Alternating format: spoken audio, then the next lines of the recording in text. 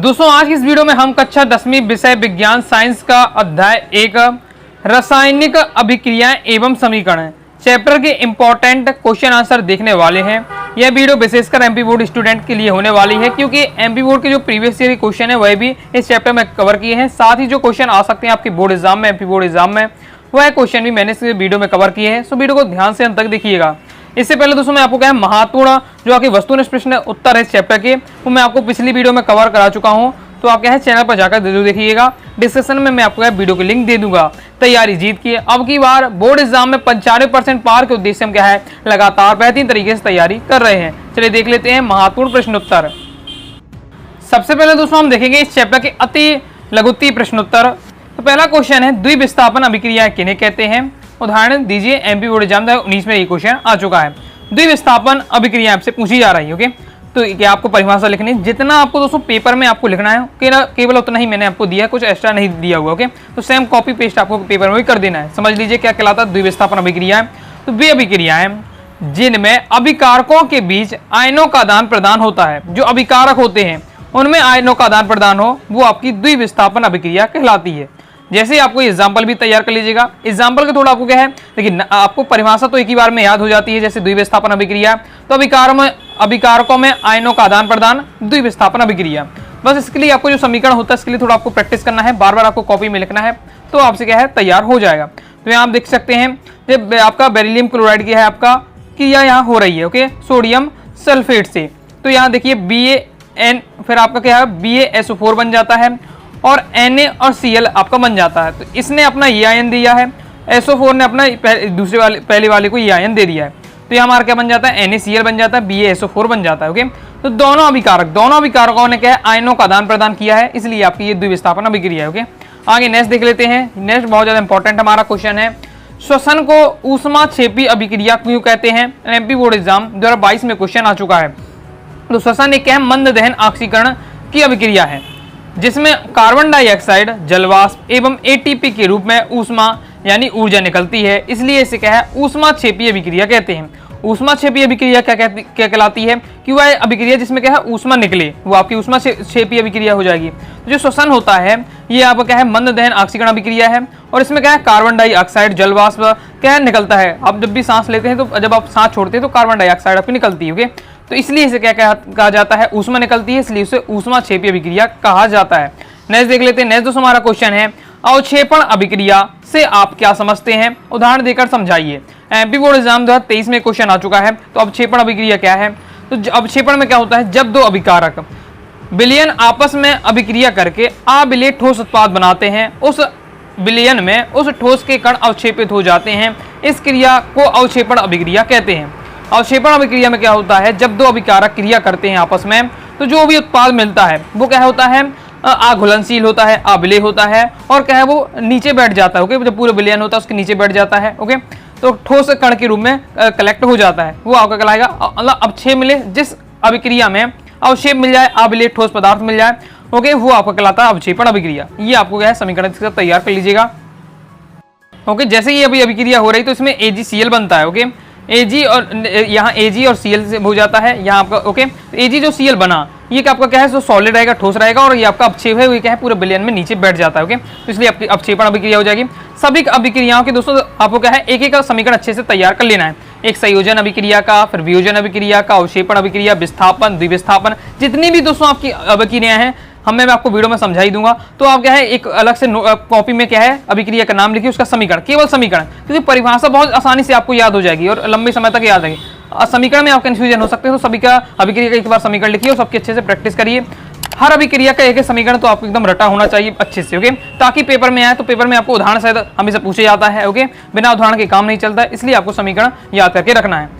तो हमारा next question है विस्थापन अभिक्रिया किसे कहते हैं, उदाहरण दीजिए। एमपी बोर्ड एग्जाम 2019 में एक क्वेश्चन आ चुका है कक्षा 10वीं में। तो विस्थापन अभिक्रिया क्या है।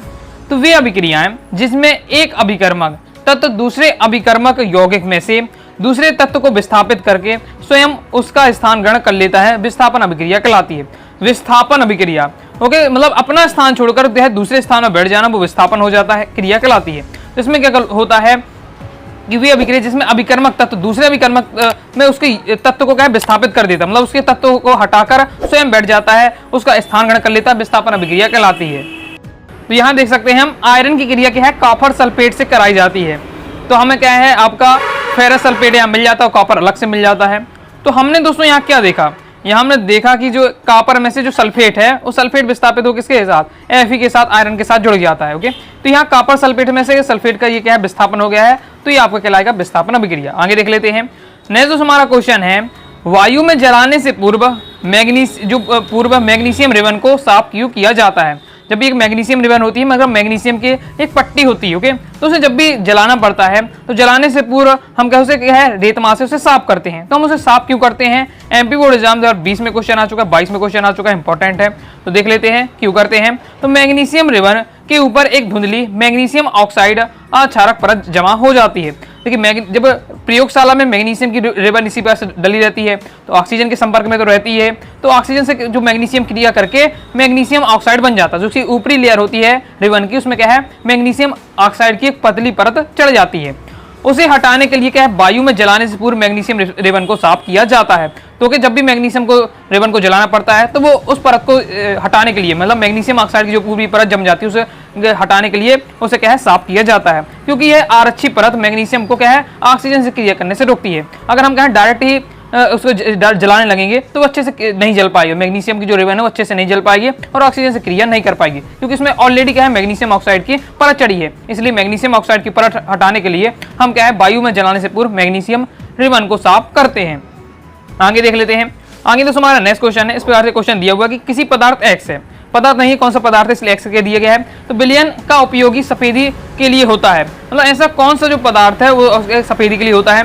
क्वेश्चन दो पूछे जा रहे हैं। पहला है आपको उस पदार्थ का नाम बताना, सूत्र बताना है जिसका हो गया सफेदी के लिए यूज होता है। तो पदार्थ का नाम क्या है, कैल्शियम ऑक्साइड है, और इस जो पदार्थ है कैल्शियम ऑक्साइड है और उसका फॉर्मूला क्या हो जाएगा CaO हो जाएगा। ओके, बोर्ड एग्जाम 2020 में क्वेश्चन आ चुका है। ओके, और जिसमें दूसरा क्वेश्चन है कि जो हमारा ये पदार्थ है इसके जल के साथ क्रिया कराएं। तो हमारा जो कौन सा पदार्थ है कैल्शियम ऑक्साइड, इसके साथ जल के साथ क्रिया करा देनी है। चलिए देख लेते हैं। ओके, तो देख लेते हैं CaO है, कैल्शियम ऑक्साइड है, इसकी जल के साथ हम क्रिया कराते हैं तो CaOH का वोल्टाइज बनता है और क्या है थोड़ा ऊष्मा निकलती है, इसलिए ये क्या है ऊष्मा निकलती है, ऊष्मा क्षेपी अभिक्रिया रहने वाली है आपकी। कंप्लीट हुआ था। आगे नेक्स्ट हमारा क्वेश्चन है, लोहे की वस्तुओं पर हम पेंट क्यों करते हैं। बहुत ज्यादा इंपॉर्टेंट है, board exam MP board exam 2019 में क्वेश्चन आ चुका है, 22 में क्वेश्चन आ चुका है कि जो लोहे की वस्तुएं हैं हम उन्हें पेंट करके क्यों रखते हैं। आपने भी देखा घर में जो भी लोहे के सामान होते हैं, ओके, अलमारियां पहले समय में आती थी, अभी भी आती हैं, तो उनमें हम पेंट कर लेते हैं। तो क्यों करते हैं कि लोहे की वस्तुओं को संक्षारण से बचाने के लिए हम उनमें पेंट करते हैं, जिससे वे क्या है नमी के संपर्क में ना आए। आंसर मैन क्या है संक्षारण। संक्षारण से बचाने के लिए हम क्या है लोहे की जितनी वस्तुएं हैं उनमें हम क्या है पेंट करते हैं, ताकि अगर वो क्या है पानी के संपर्क में आती हैं, ओके, या एसिड के संपर्क में आती हैं तो उनमें क्या है वो जंग वगैरह न लगे, इसलिए हम क्या है लोहे की वस्तुओं में क्या है पेंट करते हैं। आगे देख लेते हैं। नेक्स्ट दोस्तों हमारा क्वेश्चन है, इतना ही आपको पेपर में लिखना है, फुल मार्क्स मिल जाएंगे। 2 नंबर के ये सभी क्वेश्चन है आपके। तो जितना आपको पेपर में लिखना है, जिस फॉर्मेट में लिखना है, वैसे ही मैंने पूरा आपका आंसर तैयार करके आपको बता रहा हूँ, ताकि आपको अलग से मेहनत न करना पड़े। वीडियो को देखते ही देखते आप तैयार कर सकते हैं। ओके, आगे देख लेते हैं। नेक्स्ट हमारा क्वेश्चन है, विकृत गंधिता को परिभाषित कीजिए। बोर्ड एग्जाम 20 में क्वेश्चन आ चुका है। देख लेते हैं विकृत गंधिका क्या है। तो विकृत गंधिता मतलब होता है तेल या वसा युक्त खाद्य पदार्थ उपचयित होकर अपना स्वाद एवं गंध बदल देते हैं। यह घटना विकृत गंधिता कहलाती है। विकृत गंधिता यानी बहुत ज्यादा गंदगी से मतलब जो भी पदार्थ होते हैं वो क्या है दुर्गंध देने लगते हैं जब वो खराब हो जाते हैं। तो वही एक प्रकार से आप विकृत गंधिता समझ सकते हैं कि जब तेल और जो वसा युक्त खाद्य पदार्थ होते हैं वो ऑक्सीजन के संपर्क में रखे रहते हैं तो उपचयित होकर क्या है अपना स्वाद बदल देते हैं, साथ ही उससे गंध आने लगती है। इसी घटना को हम क्या है विकृत गंधिता कहते हैं। उदाहरण के लिए हम देख सकते हैं कि तेल या वसा में तले हुए खाद्य पदार्थ जैसे नमकीन, चिप्स आदि लंबे समय तक क्या रखने पर उनका स्वाद और गंध क्या होता है अप्रिय हो जाता है। अप्रिय मतलब हमें क्या अच्छा नहीं लगता है। ओके, ये हो जाता है आपका विकृत गंधिता। आगे देख लेते हैं। नेक्स्ट जो हमारा क्वेश्चन है, निम्न शब्द समीकरण को संतुलित रासायनिक समीकरण में लिखिए। एमपी बोर्ड एग्जाम 2023 में क्वेश्चन आ चुका है। आपको इस प्रकार से दिया हुआ है, इसका आपको क्या है रासायनिक समीकरण आपको लिखना है और संतुलित रूप में लिखना है। तो देखिए इस प्रकार से आपको समीकरण दिया हुआ है। जिंक को हम Zn लिखते हैं। सल्फ्यूरिक अम्ल का फॉर्मूला H2SO4 होता है, ऑब्जेक्ट में भी मैंने आपको समझाया था। जिंक सल्फेट बनेगा तो ZnSO4 zinc sulphate. Okay, hydrogen निकलेगी तो H2। और अब देख ला हमने ये संतुलित है तो देख लेते हैं। हाँ, ये आपका पूरा क्या है संतुलित रूप से दिया हुआ है, तो कोई दिक्कत नहीं है। आगे देख लेते हैं। नेक्स्ट हमारा क्वेश्चन है संयोजन अभिक्रिया। संयोजन अभिक्रिया को उदाहरण से समझाइए। संयोजन अभिक्रिया देख लेते हैं। संयोजन अभिक्रिया क्या है? संयोजन, संयोजन यानी होता है जुड़ना, ऐड होना। ओके, तो जब दो अभिकारक जुड़कर एक उत्पाद बना ले, संयोजन अभिक्रिया कहलाती है। वे रासायनिक अभिक्रियाएं जिसमें दो या दो से अधिक तत्व या यौगिक संयुक्त होकर एकल उत्पाद बनाएगा, ये खास विशेषता है। संयोजन अभिक्रिया एक खास विशेषता है कि दो अभिकारक जोड़ेंगे लेकिन जो प्रोडक्ट मिलेगा, उत्पाद मिलेगा, वो हमें केवल एक ही रहने वाला है, वो आपका संयोजन अभिक्रिया कहलाएगा। तो जहां आपने देखा जिस अभिक्रिया में दो लोग जुड़कर एक बन रहा है, वहां आपका क्या है? एक उत्पाद मिल रहा है, वो आपकी संयोजन अभिक्रिया कहलाएगी। सिंपल दिया हुआ है, अच्छे से तैयार कर लीजिएगा। दो लाइन की परिभाषा है। ओके, थोड़ा सा बस मेहनत आपको करनी है दोस्तों, तो आपको समीकरण एक बार आपको तैयार कर लेना है। ओके, आगे देख लेते हैं। नेक्स्ट दोस्तों हमारा क्वेश्चन है उपाप चयन यानी रेडॉक्स अभिक्रिया से क्या समझते हैं, उदाहरण के साथ आपको समझाना है। तो देख लेते हैं, उदाहरण के साथ समझाएं यानी वो आपको क्या समीकरण लिखना पड़ेगा। ओके, हर जो भी अभिक्रिया आती है वो हमेशा उदाहरण के साथ आपसे पूछी जाती है। समीकरण तो जो लिखते हैं वही आपको उदाहरण होता है। रेडॉक्स अभिक्रिया कहलाती है तो ऐसी अभिक्रिया या वे अभिक्रियाएं जिसमें अभिकारक का उपचयन होता है और दूसरे का अपचयन होता है, रेडॉक्स अभिक्रिया कहलाती है। मतलब क्या है, हो जाती है आपकी ऑक्सीकरण और अपचयन, यानी उपचयन और अपचयन दोनों एक साथ जब क्रियाएं होती हैं वो आपकी क्या है? रेडॉक्स अभिक्रिया कहलाती हैं। ओके, अब ये आपको क्या है? तैयार कर लीजिएगा। इसमें हम देख सकते हैं, ओके, एग्जाम्पल में देख सकते हैं। यहाँ हमारा जो एक इससे आपके पास इससे जो ऑक्सीजन इसके साथ जुड़ा हुआ है आयरन के साथ, तो यहाँ हट चुका है। ओके, तो ऑक्सीजन देखिए हट चुका है यहाँ। तो इसके बाद जो ओके, इसलिए इसका क्या हुआ? अपचयन हो गया। जबकि इसका क्या है? CO है, इसके साथ एक और ऑक्सीजन जुड़ गया है। यहाँ देखो आपका O2 हो गया। ओके, मतलब एक और ऑक्सीजन जुड़ गया है, तो यहाँ आपका क्या हो जाएगा? ऑक्सीकरण हो गया है। तो दोनों एक साथ हो रहे हैं, आपका अपचयन और ऑक्सीकरण, यानी अपचयन उपचयन दोनों एक साथ हो रहे हैं, इसलिए आपका क्या? रेडॉक्स अभिक्रिया का हो जाता है। आगे देख लेते हैं। नेक्स्ट जो हमारा क्वेश्चन है, नेक्स्ट क्वेश्चन है तेल एवं वसा युक्त पदार्थों को नाइट्रोजन से प्रभावित क्यों किया जाता है? तेल एवं वसा युक्त पदार्थ होते हैं उनमें नाइट्रोजन से क्यों लगाई जाती है? जैसे कि आपने क्या दुकान गए होंगे, चिप्स कुरकुरे लिए होंगे, तो उसमें देखा एकदम फूला फूला लगता है, जैसे लग रहा है एकदम फुल भरा हुआ पैकेट, क्योंकि उसमें क्या है, जैसे चिप्स लेंगे तो थोड़े से ही 4-5 6 आपके चिप्स रहेंगे, बाकी उसमें पूरी हवा भरी रहती है। तो उसमें जो हवा भरी रहती है दोस्तों, वो क्या है? नाइट्रोजन गैस होती है। तो हमें इनमें नाइट्रोजन गैस क्यों भरी जाती है, तो उसे देख लेते हैं। तेल एवं वसा युक्त खाद्य सामग्री को वायु या ऑक्सीजन के संपर्क अधिक समय तक रखने से भी उपचयित होकर उनका स्वाद और गंध बदलकर विकृत गंधित हो जाते हैं। जैसे कि अभी हमने समझ चुके हैं विकृत गंधी क्या है। जो भी तेल और वसा युक्त खाद्य पदार्थ होते हैं, जब वो ऑक्सीजन या वायु के संपर्क में आते हैं, अधिक समय तक उससे रहते हैं, तो उनका ऑक्सीकरण हो जाता है। ओके, ऑक्सीकरण हो जाता है जैसे उस सामान का, खाद्य पदार्थ का, तो उनका स्वाद बदल जाता है और गंध अंश से आने लगती है। ओके, तो इसे हम विकृत गंधिता कहते हैं। इसलिए क्या है, इनमें क्या है, इन्हें नाइट्रोजन गैस कम सक्रिय गैसों से प्रभावित किया जाता है। तो इनमें क्या है, पहले से खाद्य पदार्थ होते हैं जो तेल और वसा युक्त, उनमें क्या है, नाइट्रोजन भर दी जाती है ताकि वो क्या है, ऑक्सीजन के संपर्क में ना आए और थोड़ी लंबे समय तक चले। ओके, आगे देख लेते हैं। नेक्स्ट जो हमारा क्वेश्चन है, संतुलित रासायनिक समीकरण क्या है? रासायनिक समीकरण को संतुलित करना क्यों आवश्यक है? इंपॉर्टेंट है। ये पहले संतुलित रासायनिक समीकरण क्या है ये पूछे जा रहा है। ओके, और साथ ही हम क्या है, जो रासायनिक समीकरण होते हैं उन्हें हम क्या है, संतुलित करते हैं। तो संतुलित करना क्यों आवश्यक है, तो देख लेते हैं। तो संतुलित रासायनिक समीकरण क्या है, पहले इसे समझ लेते हैं। तो जिस रासायनिक समीकरण में अभिकारकों एवं उत्पादों के तुल्य द्रव्यमान समान हो, अर्थात अभिक्रिया के पहले एवं उसके पश्चात प्रत्येक तत्व के परमाणुओं की संख्या समान हो, तो वह क्या है, आपका समीकरण संतुलित रासायनिक समीकरण कहलाता है। मतलब ऐसा समीकरण जिसमें जो अभिकारक है, ओके, और जो उत्पाद है, अगर उनके हम क्या परमाणु की संख्या देखते हैं, तो जो क्रिया के पहले जो अभिकारक थे उनकी परमाणु संख्या, साथ ही जो उत्पाद मिल रहा है उनकी परमाणु संख्या अगर बराबर है, तो हम कह देते हैं भैया ये क्या है, संतुलित रासायनिक समीकरण है।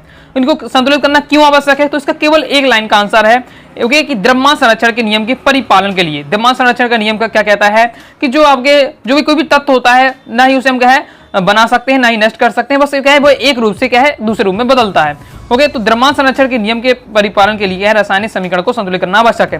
तो ये दोस्तों आपसे एक शब्द एक वाक्य में पूछा जा सकता है कि रासायनिक समीकरण को संतुलित क्यों किया जाता है, तो द्रव्यमान संरक्षण के नियम के लिए, ओके, उसका पालन करने के लिए क्या है, संतुलित किया जाता है। कंप्लीट आगे देख लेते हैं। 3 नंबर के क्वेश्चन आते हैं, ओके, आपके तो देख लेते हैं। 3 नंबर क्या है, बस यही होता है कि क्या है, 2 अभिक्रियाएं एक साथ आपसे पूछ लिया जाए तो आपका 3 नंबर क्वेश्चन बन जाता है। बाकी देख लेते हैं। तो क्वेश्चन से मतलब है आपको जो क्वेश्चन बता रहा हूँ वो आपको तैयार करते जाना है।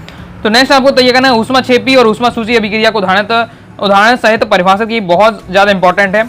अथवा में इस प्रकार से ऐसा सिंगल पूछा जा सकता है कि ऊष्माक्षेपी अभिक्रिया क्या है या ऊष्मासूची अभिक्रिया क्या है। तो दोनों अभिक्रिया आपको तैयार करके रखनी है। देख लेते हैं। ऊष्माक्षेपी, छेपी यानी छोड़ना, छेपी यानी छोड़ना, जिसमें क्या है ऊष्मा निकले वो आपकी ऊष्माक्षेपी अभिक्रिया हो जाएगी। तो जिस अभिक्रिया में उत्पादों के साथ क्या है ऊष्मा भी निकलती है, मतलब जो अभिक्रिया होती है तब उसमें उत्पाद मिलेंगे, उत्पाद के साथ अगर ऊष्मा भी निकलाई तो वह क्या है ऊष्माक्षेपी अभिक्रिया हो जाएगी। उदाहरण के लिए आप देख सकते हैं। ओके, पहचान क्या है कि अब जब भी आप कोई समीकरण देखें, मैं पूछूं बताओ कि ये ऊष्माक्षेपी है कि नहीं, तो बस आपको देख लेना ऊष्मा निकल रही कि नहीं निकल रही। यहाँ हमने देखा ये इस समीकरण में ऊष्मा निकल रही है। ओके, तो ये आपकी है ऊष्माक्षेपी अभिक्रिया हो जाएगी। इस प्रकार ऊष्मा शोषी अभिक्रिया क्या है, तो जिस रासायनिक अभिक्रिया में ऊष्मा या ऊर्जा का अवशोषण होता है वह ऊष्मा शोषी अभिक्रिया होती है। जैसा कि हमने यहाँ देखा, तो इसमें हमें गर्मी देनी पड़ रही है, जिसमें गर्मी देनी पड़े वो हमारे क्या कहलाएगा, ऊष्मा शोषी। ओके, और आपका जिसमें गर्मी हमें मिल रही है, ऊर्जा मिल रही है, वो हमारा ऊष्मा क्षेपी। ओके, यहाँ हीट लिखा हुआ है, यानी हमें क्या है, इस दो टुकड़ों में तोड़ने के लिए यहाँ हीट देनी पड़ रही, ऊष्मा देनी पड़ी, इसलिए आपका ऊष्मा शोषी अभिक्रिया हो जाए। कंप्लीट हो जाता है, तैयार कर लीजिएगा। ओके, थोड़ा समीकरण बस में आप थोड़ा मेहनत कर लीजिएगा तो आपके कंप्लीट टॉपिक होते जाएंगे। नेक्स्ट है ये आपके 2 नंबर के लिए बेसिक है। ओके, तो देख लेते हैं भौतिक परिवर्तन किसे कहते हैं, उदाहरण देकर समझाइए। तो भौतिक परिवर्तन क्या है, वह अस्थायी परिवर्तन जिसमें परिवर्तित पदार्थ को पुनः उसकी पूर्व अवस्था में प्राप्त किया जा सकता है, भौतिक परिवर्तन कहलाता है। भौतिक परिवर्तन में कि हम उसकी अभिक्रिया कराएं, जो उत्पाद प्राप्त हो गया है उस बात को दोबारा हम क्या है, जो अभिकारक में बदल सकें, मतलब दोबारा रिवर्स अभिक्रिया चला सके, तो हमारा भौतिक परिवर्तन कहलाएगा। जैसे पानी से बर्फ बनाना, तो पानी से हम बर्फ बना सकते हैं, बर्फ से पानी, पानी से बर्फ, बर्फ से पानी। तौलिया का पानी का सोखना, जैसे तौलिया अगर पानी को सोख लाई है, फिर उसको निचोड़ देते फिर पानी निकल आएगा, फिर तो हम तो तौलिया पानी में डाल देंगे तो फिर पानी पी लेगी, फिर उसको निचोड़ेंगे तो फिर तो पानी निकल आएगा। मतलब एक प्रकार से क्या है, ये आपका भौतिक परिवर्तन हो जाता है। आगे देख लेते हैं रासायनिक परिवर्तन क्या है, तो वह स्थायी परिवर्तन जिसमें परिवर्तित पदार्थ को पुनः उसकी पूर्व अवस्था में प्राप्त नहीं किया जा सकता। मतलब जिस अवस्था से वो चली गई, अभिकारक की क्रिया करके उत्पाद मिल गया है, फिर दोबारा उत्पाद से अभिकारक में नहीं पहुंच सकते। जैसे दूध से दही बनाना, तो दूध से हम दही बना लेते हैं, फिर ऐसा तो है नहीं दोस्तों कि हम दही से दोबारा दूध बना सके, पॉसिबल नहीं है। फल का पकना, तो फल जब पक जाते हैं तो फिर दोबारा पके हुए फल को हम कच्चे फल तो बना नहीं सकते, तो ये आपकी रासायनिक अभिक्रिया के आती हैं। जैसे कागज को जलाकर हम क्या राख बनाते हैं, तो राख जब कागज को जलाते हैं तो राख बन जाती है, तो राख से दोबारा कागज बनाना, ओके, ऐसा पॉसिबल नहीं है, इसलिए आपका हो जाता है यह रासायनिक परिवर्तन। ओके, आगे नेक्स्ट हमारा क्वेश्चन है, आलू के चिप्स की थैली को नाइट्रोजन गैस से क्यों भरते हैं, समझाइए। एमपी बोर्ड एग्जाम 2023 में क्वेश्चन आ चुका है। ओके, ये क्वेश्चन को तो दोस्तों हम इस प्रकार के क्वेश्चन को पहले ही समझ चुके हैं, बस यहाँ पहले से फिक्स बता दिया है। आलू के चिप्स, वहां लिखा था हुआ कि जो आपके क्या है खाद्य पदार्थ होते हैं उनमें हम क्या है नाइट्रोजन गैस का उपयोग क्यों करते हैं, उन्हें बचाने के लिए। ओके, वो क्वेश्चन था। यहाँ आपका क्या है, आलू के चिप्स बता दी कि थैली यानी वो पैकेट आते हैं आलू के चिप्स वाले, ओके, उनमें नाइट्रोजन भरी रहती है, तो क्यों भरी जाती है, तो आलू के चिप्स तेल में तले हुए होते हैं जो वायु या ऑक्सीजन के संपर्क में अधिक समय तक रहने से उपचयित होकर ऑक्सीकृत हो जाते हैं। ऑक्सीजन संपर्क में रहेंगे तो ऑक्सीकृत हो जाएंगे, ऑक्सीकृत हो जाते हैं तो उनका क्या है, स्वाद बदल जाता है, उनकी गंध बदल जाती है और विकृतगंधित हो जाते हैं। इसलिए इन्हें नाइट्रोजन जैसे कम सक्रिय गैस से प्रभावित किया जाता है और इसलिए आलू के चिप्स की थैली में को नाइट्रोजन से भरते हैं, नाइट्रोजन से भर देते हैं, जिससे क्या है लंबे समय तक चलते हैं और ऑक्सीजन के संपर्क में भी नहीं आते। ऑक्सीजन के संपर्क में नहीं आ पाएंगे तो उनका स्वाद और गंध नहीं बदल पाएगा और ये लंबे समय तक चलते रहते हैं। ओके, तो ये आपका कंप्लीट हो जाता है। आगे देख लेते हैं। आगे दोस्तों नेक्स्ट हमारा क्वेश्चन है, वीडियो काफी लंबी हो जाती है लेकिन क्या है, मेरा पूरा प्रयास रहता है कि अगर आप वीडियो देख रहे हैं तो आपको इस चैप्टर के जो मैं पढ़ा रहा हूँ इसमें आपको है महारत हासिल हो जाए, फिर आपको कोई भी डाउट ना रहे और आपके सभी क्वेश्चन आपसे बन जाएंगे, फिर आपको चिंता भी नहीं रहेगी। जितने मैं क्वेश्चन कवर कर रहा हूँ इतना बस आपको पढ़ लेते हैं, आपका 100% आप स्कोर करेंगे, 80 में 80 स्कोर कर लेंगे इजिली, क्योंकि हर प्रकार के क्वेश्चन मैंने कवर कर दिए हैं आपके। ओके, तो नेक्स्ट हमारा क्वेश्चन है भौतिक परिवर्तन रासायनिक परिवर्तन, 3 अंतर बताइए। भौतिक परिवर्तन रासायनिक परिवर्तन में अंतर, जो भौतिक परिवर्तन वो अस्थायी होता है, मतलब दोबारा बदल जा सकता है, स्थायी नहीं रहता है, इसलिए आपका ये अस्थायी हो जाएगा। रासायनिक परिवर्तन स्थायी परिवर्तन है। भौतिक परिवर्तन में क्या है, इसमें परिवर्तित पदार्थ को पुनः अवस्था में प्राप्त किया जा सकता है, जबकि रासायनिक परिवर्तन में क्या है, परिवर्तित पदार्थ को पुनः पूर्व अवस्था में प्राप्त नहीं किया जा सकता है। फिर भौतिक परिवर्तन है वो आपका उत्कीर्णीय होता है, जबकि रासायनिक परिवर्तन अनुकीर्णीय होता है। भौतिक परिवर्तन इसमें पदार्थ परिवर्तित नहीं होता है, जबकि रासायनिक परिवर्तन में क्या है, पदार्थ क्या है पूरी तरीके से बदल जाता है, ये आपका अंतर हो जाता है।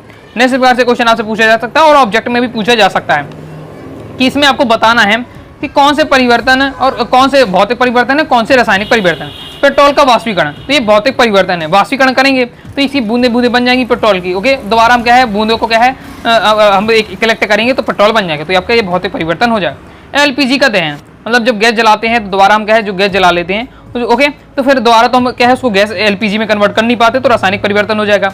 किसी लोहे की जंग को रक्त तप्त करना, या लोहे की जो छड़ होती है उसे हम क्या है गर्म करते हैं तो वो क्या हो जाती है, आप मोड़ सकते हो उसे, ओके, लेकिन जैसी ठंडी होती है फिर लोहा बदल जाता है, तो आपका भौतिक परिवर्तन हो जाएगा। दूध का ही दही जमना तो रासायनिक परिवर्तन हो जाएगा, क्योंकि हम क्या है दही से दोबारा दूध जमा नहीं सकते हैं। ठोस अमोनियम क्लोराइड का ऊर्ध्वपातन, तो ये भी आपका भौतिक परिवर्तन हो जाएगा। ठोस अमोनियम क्लोराइड को अगर हम क्या ऊर्ध्वपातन करते हैं तो दोबारा हम क्या है प्राप्त कर सकते हैं अमोनियम क्लोराइड, ओके, क्योंकि वो क्या है बार किनारे किनारे चिपक जाता है, ओके, दोबारा हम उसको कलेक्ट करेंगे अमोनियम क्लोराइड मिल जाएगा। ओके, तो भौतिक परिवर्तन। नेक्स्ट और लास्ट हमारा क्वेश्चन है संक्षारण किसे कहते हैं, इसकी रोकथाम के उपाय आपको पूछे जा रहे हैं। तो संक्षारण क्या है, यह एक विद्युत रासायनिक घटना है जिसमें धातुएं वायुमंडल की नमी और कार्बन डाइऑक्साइड से क्रिया करके धीरे धीरे नष्ट हो जाती हैं। ये आपकी संक्षारण की क्रिया है। 2 लाइन में आपको तथ्य तैयार कर लीजिए, इंपॉर्टेंट क्वेश्चन है। उदाहरण के लिए लोहे में जंग लगना, चांदी की सतह का मलित होना। आपने देखा होगा चांदी के जो सामान होते हैं उसमें क्या है, काली काली परत चढ़ जाती है। ओके, जो पायलें वगैरह आपने देखी होगी, मम्मी की पायल देखिएगा तो बहुत लंबे समय से हो जाती हैं, तो वो हो जाती है, इसमें क्या है, काली काली परत चढ़ जाती है, तो मलित हो जाना। तांबे के बर्तनों पर नीले और हरे रंग की परत जमना, तो ये आपके उदाहरण हो जाते हैं। रोकथाम के उपाय मतलब हम क्या है, किसी वस्तु को संक्षारित होने से कैसे बचा सकते हैं, तो एक अन्य पदार्थ की परत चढ़ाकर उसका हम क्या है, दूसरे पदार्थ की परत चढ़ा देते हैं तो बच सकता है। मिश्र धातु बना दें, ओके, और फिर यह तेल या ग्रीस लगाकर, तो ये आपके उपाय हो जाते हैं, कंप्लीट हो जाता है। इस प्रकार से दोस्तों जितने टाइप के आपके इंपॉर्टेंट थे मैंने हर प्रकार के कवर किए हैं मेरे अकॉर्डिंग। तो इससे कोई भी बाहर आपके बोर्ड एग्जाम में इन क्वेश्चनों के बाहर कोई भी क्वेश्चन आपका नहीं रहने वाला है, इसलिए सभी इन्हें अच्छे से तैयार कर लीजिएगा। इस प्रकार से दोस्तों हमने रासायनिक अभिक्रिया एवं समीकरण वाले चैप्टर के इंपॉर्टेंट क्वेश्चन आंसर देखे हैं। दोस्तों मैंने जो आपको समझाने का प्रयास किया है, समझ में आया कि नहीं आया, कमेंट बॉक्स में जरूर बताइएगा। दोस्तों वीडियो पसंद आई हो, मेहनत पसंद आई, लाइक जरूर कर दीजिएगा। कोई दोस्तों डाउट रहता है कमेंट बॉक्स में आप जरूर बताइएगा। और दोस्तों कौन सा चैप्टर आपको डिफिकल्ट लगता है, किस किस सब्जेक्ट के कौन सा चैप्टर चाहिए, कमेंट बॉक्स में दोस्तों जरूर बताइएगा। मिलते हैं नेक्स्ट वीडियो में, तब तक के लिए बाय बाय।